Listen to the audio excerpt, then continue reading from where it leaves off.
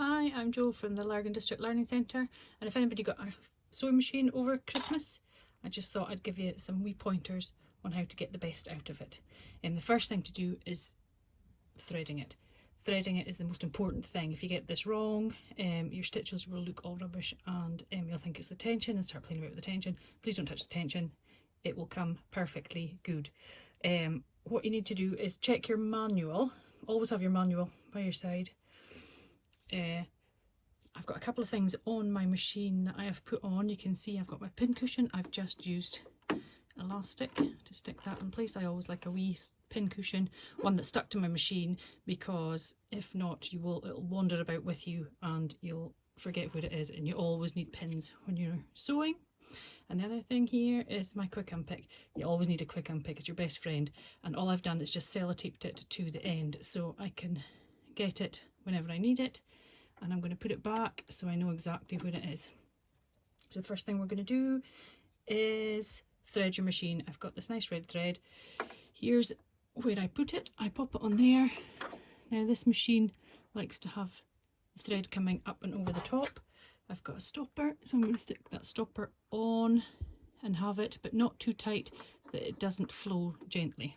Okay, so we're going to pull it. Now, all modern machines will have numbers on them. 1, 2, 3, 4, 5 down here. Okay, some might have more numbers, some might have less, but there'll always be little arrows to show you what to do. Okay, don't get mixed up because there's bobbin winding at the top as well, but that's another video.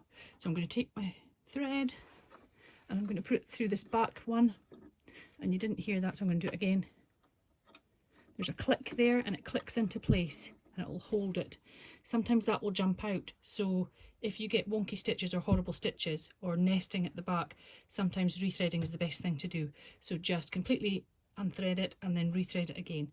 Now you're going down past the tension discs and down to number 3, because I've got number 2 up here, I've got number 3. You go down, round, make sure your needle is in the most upper position, because this will make sure this pops right up the top. Okay, so what you need to do is put it along, around, and that clicked into place there. I don't know if you heard that too. And then straight back down.